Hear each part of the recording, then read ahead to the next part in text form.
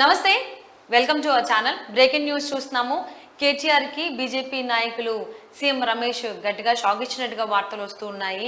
So గత 18 ఏళ్లుగా ఢిల్లీలో ఉంటున్నటువంటి బంగ్లా ఏదైతే ఉందో కేసీఆర్, అది బీఆర్ఎస్ పార్టీకి వచ్చే విధంగా అడిగినట్లుగా తెలుస్తుంది. అంతేకాకుండా బీఆర్ఎస్ ఎంపీ పదవిని రవిచంద్ర గారికి ఇవ్వాలి అని కేటీఆర్ కోరినట్లుగా తెలుస్తుంది. సో దానికి సీఎం రమేష్ తిరిగి గట్టిగా ప్రశ్నించినట్టుగా సమాధానాలు వస్తున్నాయి, వార్తలు వస్తున్నాయి.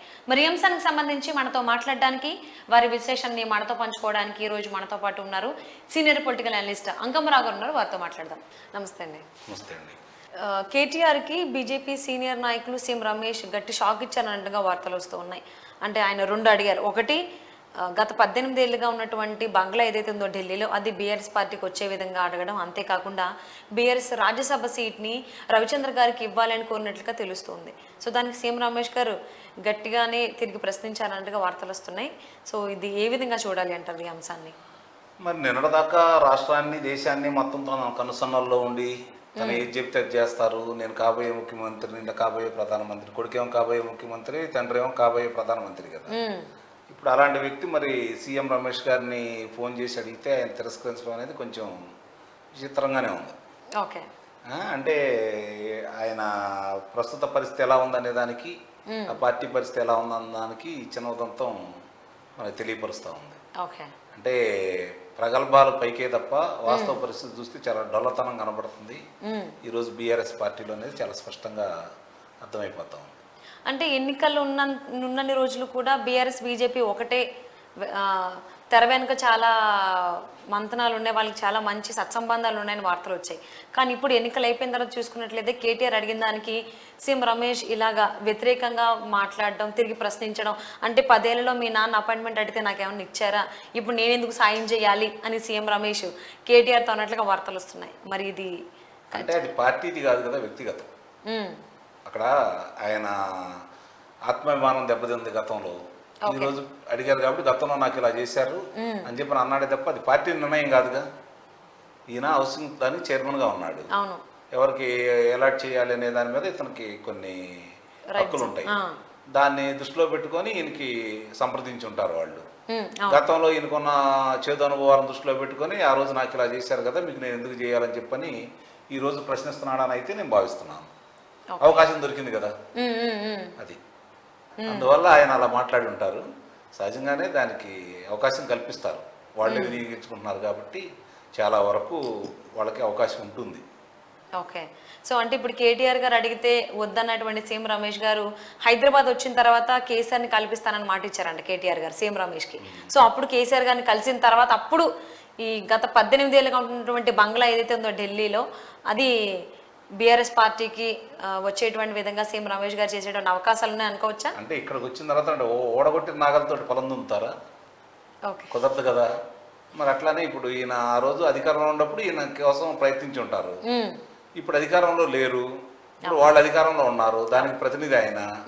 అవకాశం ఆయన చేతుల్లో ఉంది. ఈరోజు ఇక్కడికి వచ్చి కలిసినందువల్ల ఉపయోగం ఏముంటుంది? కాబట్టి అంటే నేను ఇందా చెప్పినట్టుగా సహజసిద్ధంగానే వాళ్ళకి కొన్ని రాయితీలు ఉంటాయి. కొన్ని బంగ్లాలో కదా వాళ్ళు నివాసం ఉండేటప్పుడు వాళ్ళు పదవి కోల్పోయినా కూడా దాన్ని కొనసాగిస్తూ ఉంటారు.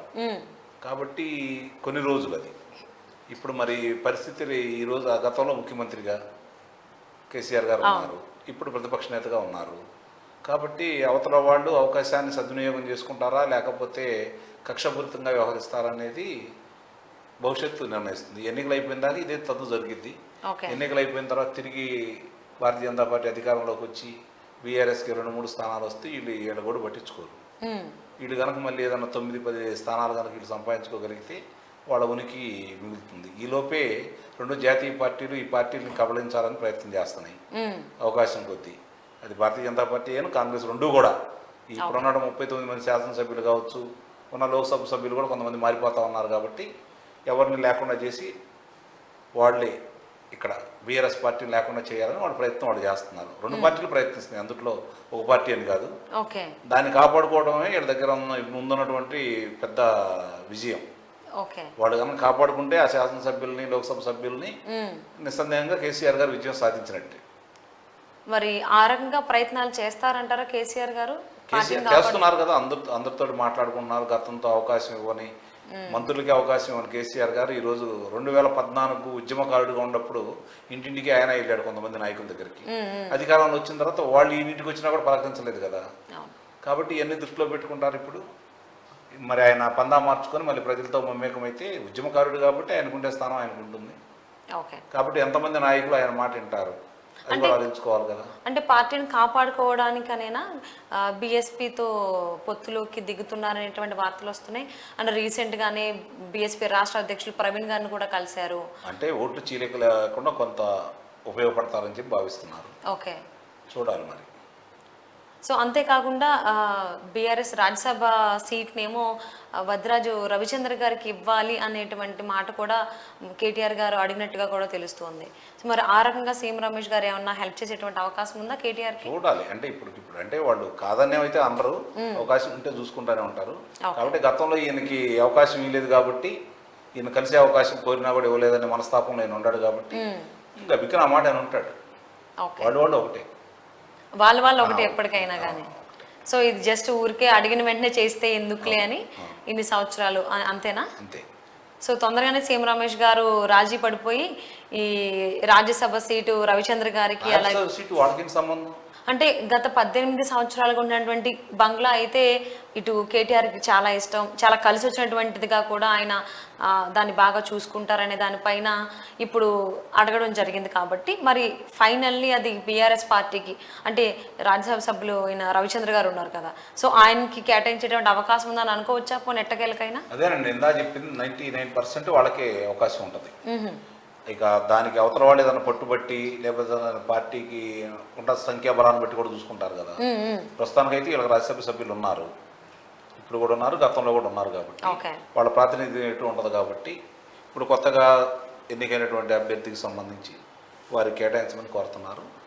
దాదాపు జరుగుతుంది, జరగతనం అయితే ఉండదు.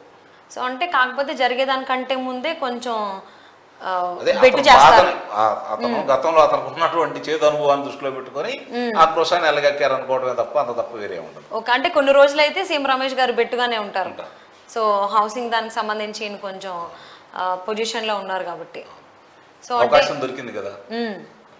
సో అంటే ఏదేమైనా కానీ 18 సంవత్సరాలుగా ఉంటున్నటువంటి బాగా నచ్చి మెచ్చినటువంటి బంగ్లా ఏదైతే ఉందో కేసీఆర్ గారికి, అది మళ్ళీ బీఆర్ఎస్కి వచ్చేటువంటి అవకాశాలు ఎక్కువగా ఉన్నాయి. చూడాలి.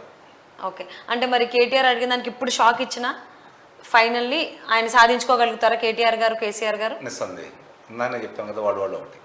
ఓకే సరే, చూద్దామండి. మరి ఎంతో నచ్చినటువంటి బంగ్లా, ఢిల్లీలో ఉన్నటువంటి బంగ్లా ఇటు బీఆర్ఎస్ పార్టీకి బీఆర్ఎస్ రాజ్యసభ్యుడు అయినటువంటి వద్రాజు రవిచంద్ర గారికి కేటాయిస్తారా సీఎం రమేష్ గారు, అసలు ఏం చేస్తారని చూద్దాం. And thank you so much Angamarao గారు.